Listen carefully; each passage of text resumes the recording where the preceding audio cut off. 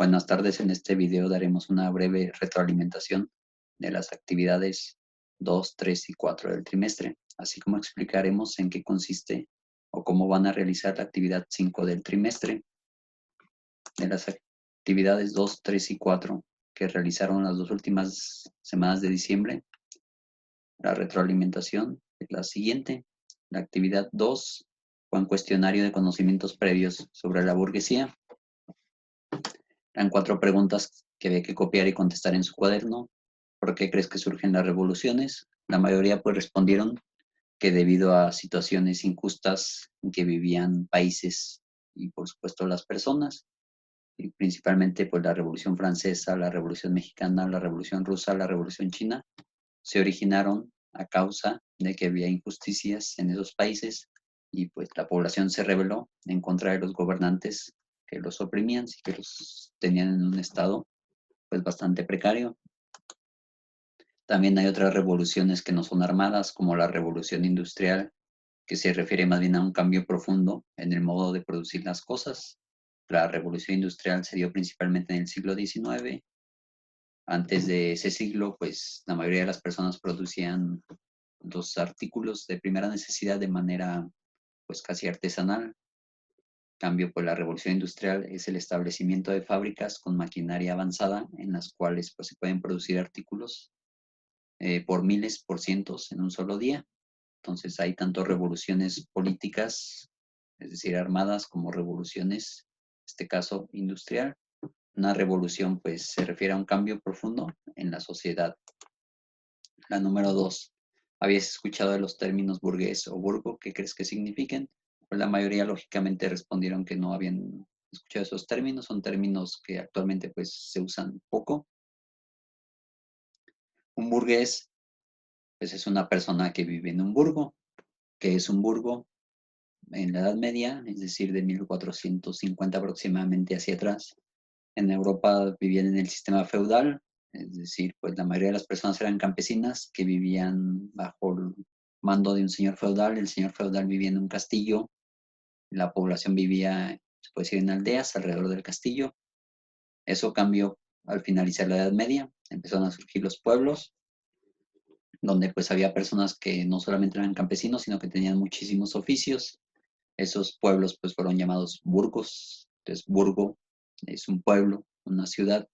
Un burgués pues era una persona que habitaba esos lugares. ¿Cuáles nombres de ciudades conoces que terminen en burgo? Era la tercera pregunta. Pues hay muchísimos.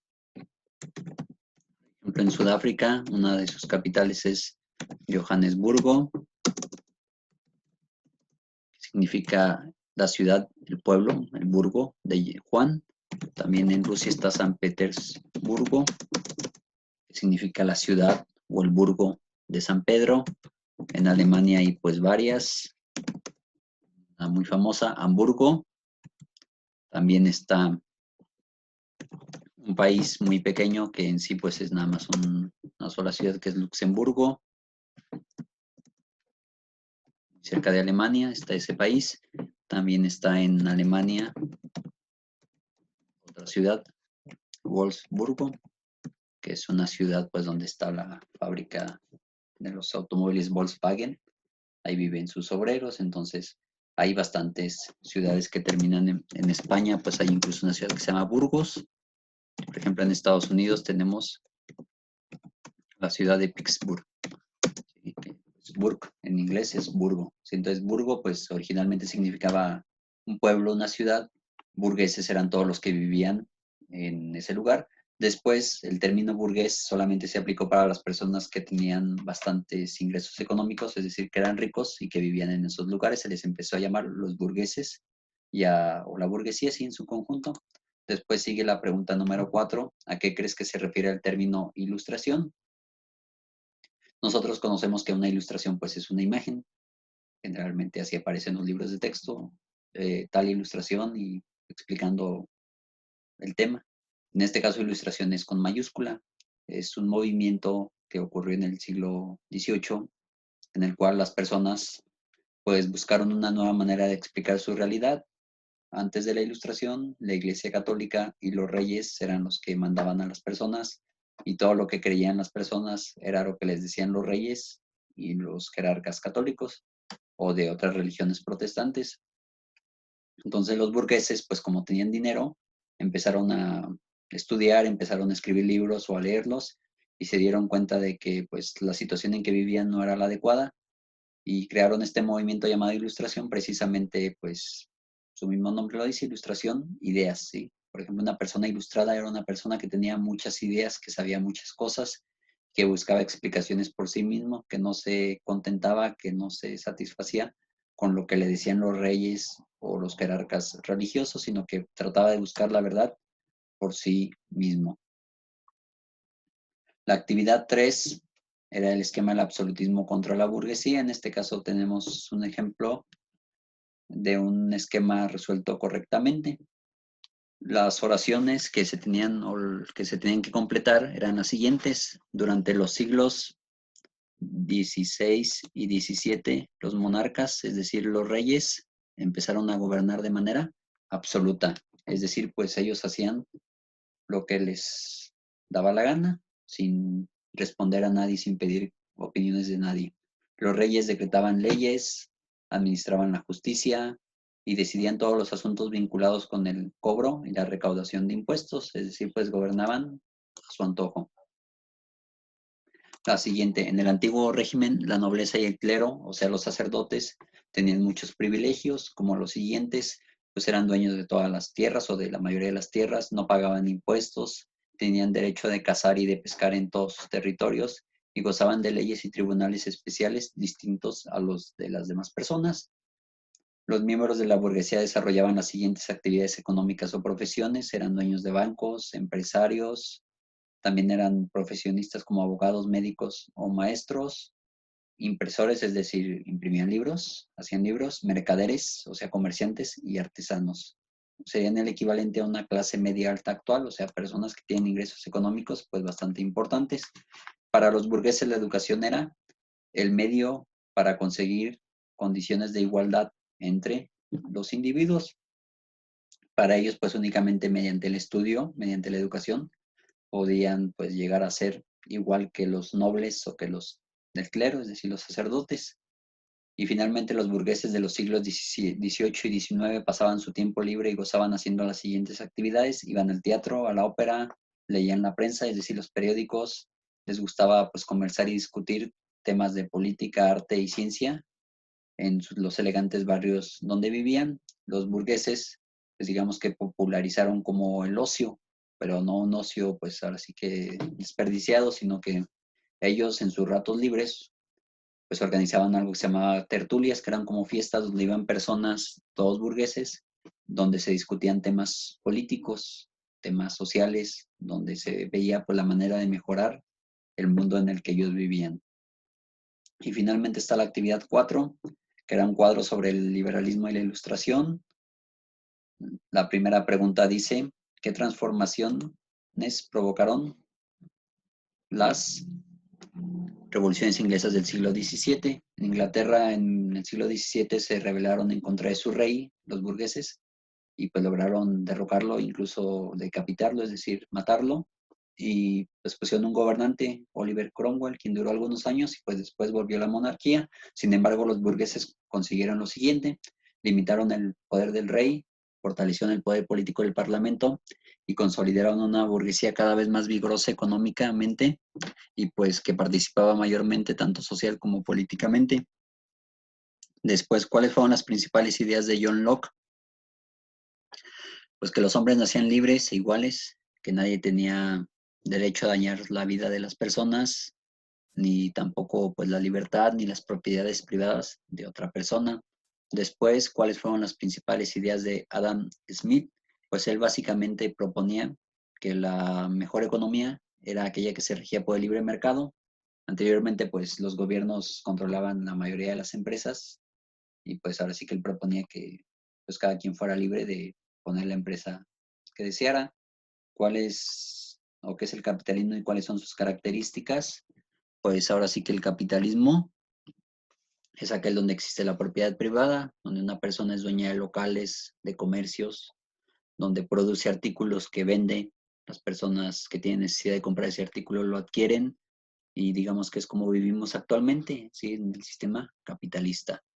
La siguiente, ¿cuáles fueron las principales ideas de Voltaire? Pues Voltaire condenaba el fanatismo religioso, los abusos de la iglesia y pues también fue el mayor defensor de la libertad de pensamiento y de conciencia. Libertad de conciencia, pues es que cada quien puede practicar la religión que desee.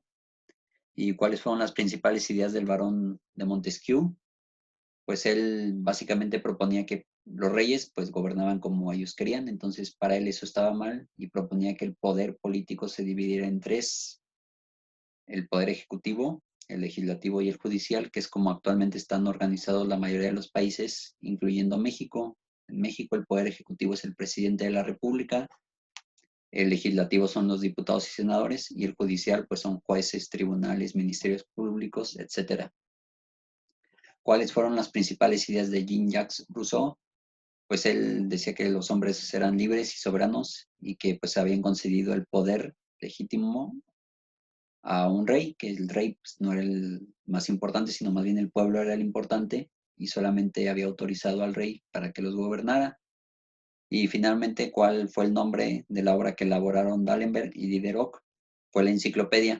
Estas dos personas fueron las primeras que se les ocurrió hacer varios libros donde vinieran temas de muchas materias. Actualmente en Internet pues hay enciclopedias virtuales, pero cuando no había Internet, pues la mayoría de las personas en su casa tenían una enciclopedia, donde, repito, pues vienen temas de muchas materias. A ellos en el siglo XVIII fue a los primeros que se les ocurrió hacer esto, sí, un conjunto, una colección de libros que trajeran temas de todas las materias conocidas hasta la época. Digamos que hasta aquí es la retroalimentación de las actividades que hicieron las 2 primeras semanas de diciembre antes de salir de vacaciones. A continuación se van a explicar la actividad que van a hacer las próximas 2 semanas. En este caso, pues ya se les recuerda que la actividad se va a hacer del martes 12 al jueves 21 de enero y hay que entregarla como fecha límite el viernes 22 de enero antes de las 5 p.m. La evidencia que se va a enviar es una foto de la actividad resuelta. No se les olvide poner en la actividad su nombre completo y su grupo. La actividad es la número 5 del trimestre y se llama Crucigrama de la Revolución Francesa. ¿Qué es lo que hay que hacer? Leer los subtemas El camino hacia la Revolución Francesa y el estallido de la lucha armada, páginas 46, 47 y 48 de su libro de texto. Y en base a la información que viene en esos subtemas, van a resolver correctamente el crucigrama que viene en la página 2 de este archivo. Les recuerdo lo siguiente: todas las respuestas del crucigrama vienen en el libro de texto, en los dos subtemas que van a leer. Si no hay necesidad de investigar en otra fuente, ahí viene todo. El crucigrama lo pueden imprimir y pegarlo en su cuaderno y resolverlo en su cuaderno. Y recuerden que lo que se va a calificar es que el crucigrama esté resuelto correctamente. En caso de que alguien ponga las respuestas en los guiones que aparecen en cada oración, es decir, que nada más ponga las respuestas aquí en estos guiones, pero que no las ponga en el crucigrama, pues la actividad no se va a tomar en cuenta. El crucigrama es este: título Revolución Francesa, trae preguntas horizontales, verticales. Les recuerdo que las horizontales son las que van acostadas, por decirlo de alguna manera, y las verticales son las que vienen de arriba hacia abajo. Vamos a poner un ejemplo. La número 3, horizontal, dice: la asamblea se convirtió en convención y abolió la monarquía para instaurar la respuesta es república. Entonces buscamos la 3 horizontal, que es esta, y aquí vamos a escribir república. O, por ejemplo, la 1 vertical, la crisis económica en Francia provocó entre la población, la respuesta es hambruna. Entonces buscamos la 1 vertical y aquí tenemos que colocar hambruna. Es muy importante respetar la ortografía para que de esa manera podamos resolver correctamente el crucigrama. En caso de que no respetemos la ortografía, pues a lo mejor se va a batallar para acomodar las respuestas en el crucigrama. Sí, muy importante respetar la ortografía. Esa es la actividad que se va a hacer las próximas 2 semanas. Está, pues digamos que relativamente sencilla. Y para los alumnos que son atendidos por USAER, la actividad que van a hacer es la siguiente. Lo mismo, del martes 12 al jueves 21 de enero, y hay que enviarla el viernes 22 de enero. La evidencia es una foto de la actividad resuelta, igual su nombre completo y su grupo. La actividad que van a hacer los alumnos que son atendidos por USAER únicamente es bandera de Francia y su significado. En un cuaderno van a dibujar y colorear la bandera de Francia. Igual si no están enterados de cómo es, pues hay que investigarla con ayuda de sus familiares en internet.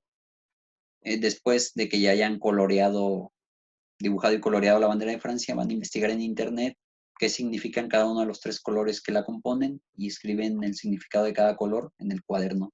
El objetivo de la actividad es que cuando la terminen, pues se van a dar cuenta de que la bandera de Francia pues surgió durante el periodo de la Revolución, ¿sí? Cada uno de los colores, pues está relacionado con este proceso. Entonces, esta es la actividad que únicamente van a hacer los alumnos que son atendidos por USAER. El resto de los alumnos van a hacer el crucigrama y únicamente los alumnos USAER van a hacer el dibujo de la bandera de la Revolución, de la bandera de Francia, y la investigación de qué significa cada uno de los colores que integran esa bandera. Eso sería todo. Igual cualquier duda,